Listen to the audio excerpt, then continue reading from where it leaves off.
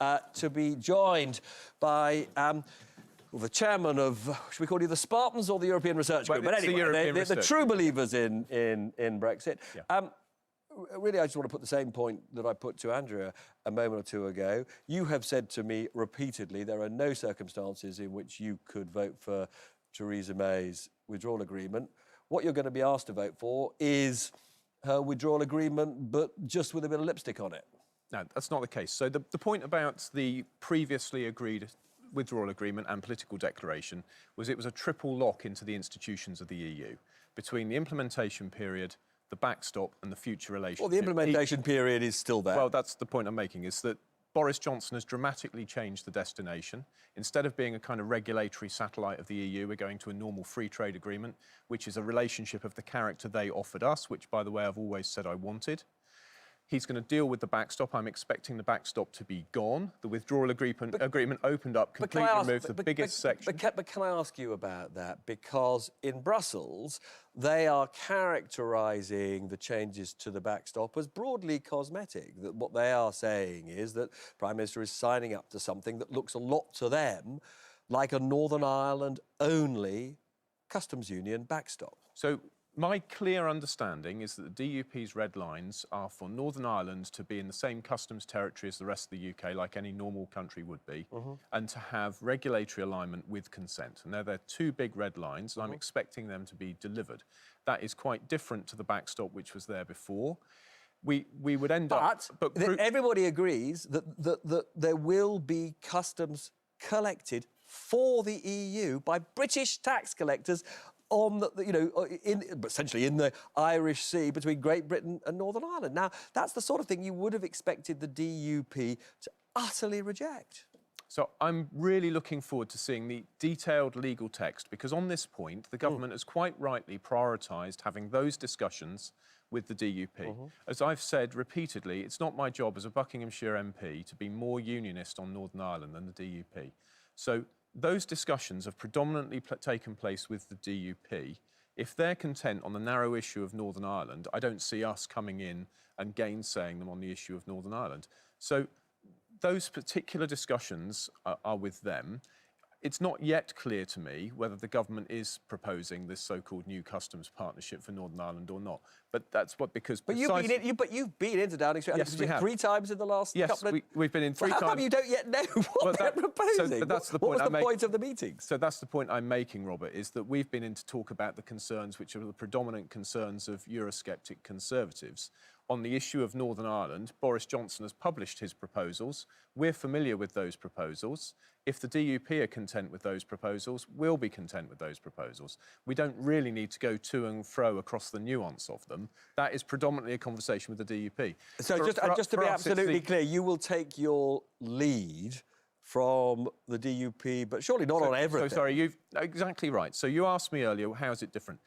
So if the original deal was a triple lock, Boris has dealt with 2 of the 3 element locks. The questions for us are all about the remaining items in the withdrawal agreement. So on the narrow issue of Northern Ireland, if the DUP are happy, it's not for us to gainsay them. Right. So, but on other issues, like we've fleshed these out so many times before. So European Court of Justice still having a role when it comes to EU citizens and UK citizens? So obviously, we're willing to compromise. Now, people have liked to set up a straw man and say these guys won't compromise, but accepting voluntary ECJ reference on citizens' rights is a compromise people are willing to make. And it's been a compromise we've long been willing to make. But the fundamental point, the absolutely fundamental point, is after we've left the European Union, the jurisdiction of European law, the supremacy of European law, and the jurisdiction of the European Court must come to an end. Now, willing to go for voluntary reference, willing to accept that European citizens will have some additional rights over other people. That also is a big compromise in a diverse seat like mine.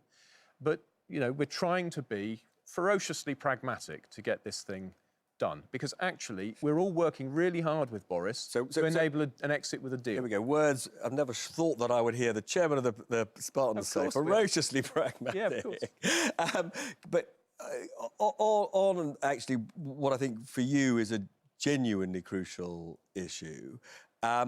in order, as we've been discussing, to get a few Labour MPs on board to support this deal, and he needs those votes to get it across the line, it looks as though he has decided, as part of a free trade agreement, to say that the UK will match European Union standards when it comes to workers' rights and the environment. Are you prepared to live with that? So there is no majority in the United Kingdom for a sudden and rapid liberalisation on our standards. Sure. And nobody's proposing to do it. So again, but if these level playing field conditions were legally binding as part of a free trade agreement, you could live with them. The point is we've got to see the text. I know it's so frustrating for everybody because at the moment what we've got is a Guardian journalist reporting what Michel Barnier said to have reported to EU ambassadors, and long experience shows that these are not very reliable bases on which to make a judgment of what we're going to vote for. So we need to get the text of a revised withdrawal agreement and a revised political declaration. We also need to see the implementing legislation because there'll be relevant elements in there that are relevant to the decision. And then we can take a decision on the whole thing, because actually there's thousands, possibly millions of people out there counting on Andrea and on me and on other colleagues to make sure they get the Brexit they voted for. And we're going to live up to that. We've got almost... This is a very quick answer, a very quick question.